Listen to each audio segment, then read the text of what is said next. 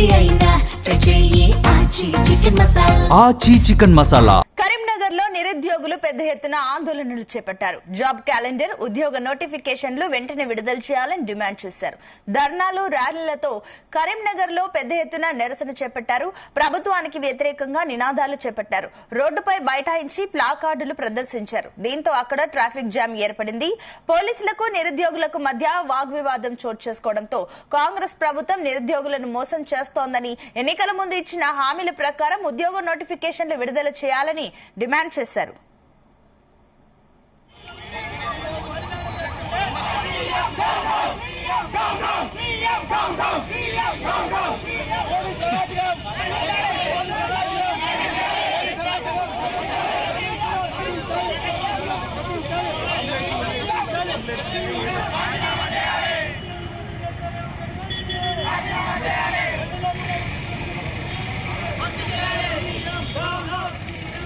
ఇదే అంశానికి సంబంధించి మరిన్ని డీటెయిల్స్ మా కరెస్పాండెంట్ గోపికృష్ణ అందిస్తారు. గోపి, రాష్ట్రంలో అయితే నిరుద్యోగ సమస్యలను పరిష్కరించాలని, ఇటు పెండింగ్ లో ఉన్న ఉద్యోగ నోటిఫికేషన్ తక్షణమే విడుదల చేయాలని డిమాండ్ చేస్తూ కూడా కరీంనగర్ లో అయితే నిరుద్యోగులు అయితే భారీ ధర్నా అయితే నిర్వహించారు. ఇటు వివిధ విద్యార్థి సంఘాలతో పాటు నిరుద్యోగ జేఏసీ ఆధ్వర్యంలో చేపట్టిన ఈ ఆందోళన తీవ్ర ఉద్రిక్తత అయితే దారితీసిందని చెప్పవచ్చు. ఇటు ప్రభుత్వం ప్రకటించిన విధంగా జాబ్ క్యాలెండర్ అయితే తక్షణమే విడుదల చేయాలని కూడా డిమాండ్ చేసిన పరిస్థితి అయితే కనిపిస్తుంది. రాష్ట్ర ప్రభుత్వం ప్రతి ఏడు విడుదల చేసిన ఏదైతే జాబ్ క్యాలెండర్ నోటిఫికేషన్ విడుదల చేసే క్యాలెండర్ విడుదల చేస్తుందో దాని మాదిరిగా ఖచ్చితంగా విడుదల చేయాలని కూడా నిరుద్యోగులు అయితే డిమాండ్ చేస్తున్న పరిస్థితి కనిపించింది. ఇటు ఉపాధ్యాయ పోస్టుల భర్తీకి సంబంధించి ఇటు మెగా డిఎస్సి నోటిఫికేషన్ ఇస్తానని చెప్పిన నేపథ్యంలో కూడా మళ్ళీ డిఎస్సి అయితే వేయాలని కూడా నిరుద్యోగులు అయితే డిమాండ్ చేస్తున్నారు. గతంలో రాసిన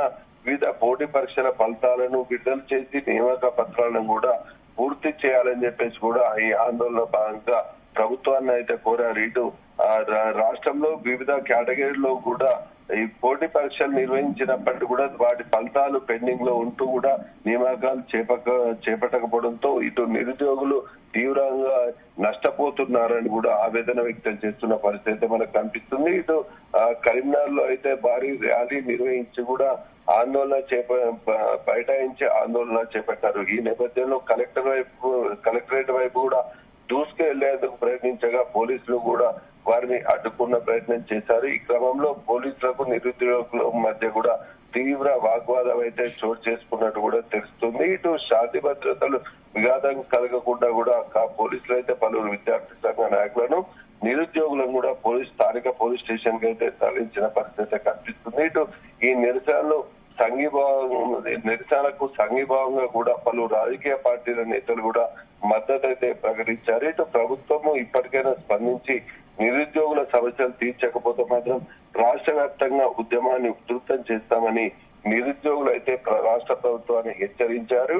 ఏదైతే ఎన్నికల్లో కాంగ్రెస్ పార్టీ ఏదైతే మేనిఫెస్టోలో పెట్టినట్టుగా నిరుద్యోగులకు జాబ్ క్యాలెండర్ జాబ్లతో పాటు ఇటు ఇతర ఏవైతే ప్రభుత్వం చెప్పిందో ఆ విధంగా చేయాలని కూడా డిమాండ్ చేస్తున్నారు. నిరుద్యోగుల పట్ల నిర్లక్ష్యం వహిస్తున్న ముఖ్యమంత్రి రేవంత్ రెడ్డి తక్షణమే రాజీనామా చేయాలని కూడా నిరుద్యోగులు అయితే నినాదాలు చేశారు. సీఎం డౌన్ డౌన్ అంటూ కూడా ప్లకార్డులతో కూడా నిరసన తెలిపిన పరిస్థితి మనకు కనిపించింది. ఇటు దాదాపు కాంగ్రెస్ ప్రభుత్వం ఏర్పడ్డాక నిరుద్యోగ యువత ఎటువైపు వెళ్లాలో అర్థం కాకుండా రాసిన పరీక్ష ఫలితాలు వస్తాయో రావో అన్న కోణంలో ఎటు జాబ్ చేయలేకుండా ఇబ్బందులు ఎదుర్కొంటున్నట్టు కూడా వారు పేర్కొంటున్న పరిస్థితి కనిపిస్తుంది.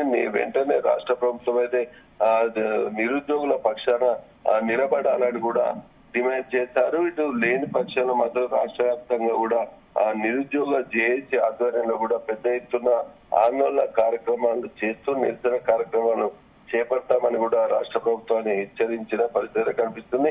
ఎన్నో ఏళ్ల నుంచి తమ కళ నెరవేరుతారనుకున్న కోణంలో కళ నెరవేరకపోవడంతో నిరుద్యోగులు ఎంతో మంది బలన్మరణానికి పాల్పడుతున్నట్టు కూడా వారు ఆవేదన వ్యక్తం చేస్తున్నారు. మానసిక కుటుంబ పోషణ భారంగా కనిపిస్తుందని కూడా ఆవేదన వ్యక్తం చేస్తున్న పరిస్థితి ఉంది. ఇటు ఎన్నో ఏళ్ళుగా జాబులు పడతాయి, తమ కళలు నెరవేరుతాయి, కుటుంబాన్ని పోషించుకునే అవకాశం ఉంటుందన్న కోణంలో నిరుద్యోగులు చేస్తున్నా కూడా వయసు పైబడినప్పటికీ కూడా తమ కుటుంబ పోషణ తమకు భారంగా మారడంతో నిరుద్యోగులు ఆవేదన వ్యక్తం చేస్తున్నారు. వెంటనే ఉద్యోగ నోటిఫికేషన్లు జాబ్ క్యాలెండర్ ప్రకారం వేసి నిరుద్యోగ యువతకు ఉద్యోగ అవకాశాలు కల్పించాలని చెప్పేసి కూడా డిమాండ్ చేస్తున్న పరిస్థితి మనకు కనిపిస్తుంది. Right, thank you Gopi. మమ్మల్ని మోసగించిన ఘనత ఈ శ్రీధర్బాబు గారిది.